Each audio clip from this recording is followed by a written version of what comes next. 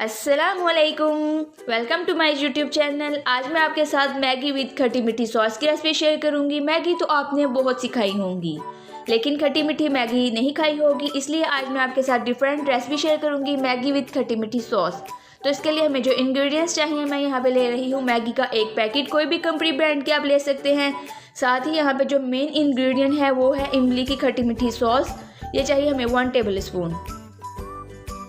और हम पानी ले लेंगे 1 कप। तो रेसिपी को बनाना स्टार्ट करते हैं।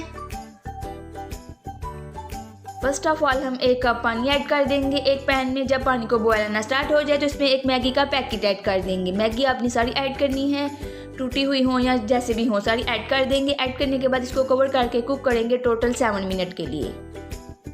तो जब इसको 2 से 3 मिनट हो जाए कुक करते हुए, इसको अनकवर करेंगे, अच्छे से मैगी को मिक्स कर देंगे ताकि सारी पानी के अंदर मिक्स हो जाए और अच्छे से कुक हो जाए।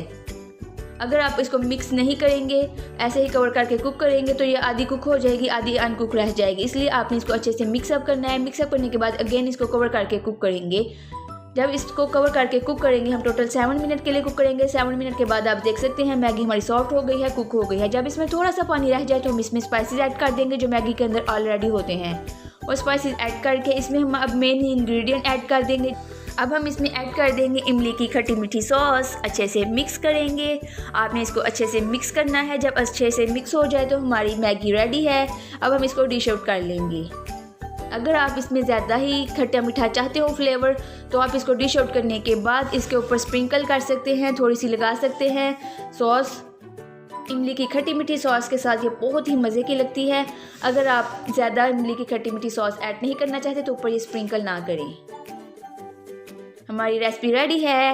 मुझे फीडबैक देना मत भूलें कि आपको ये रेसिपी कैसी लगी। अगर आप घर में ट्राई करें तो मुझे इसकी पिक्चर इंस्टाग्राम पे शेयर करना मत भूलें। मिलती हूँ नेक्स्ट वीडियो में एक नई रेसिपी के साथ। आप सब अपना बहुत ख्याल रखें। मुझे दुआ में याद रखना मत भूलें। खुदा हाफिज़।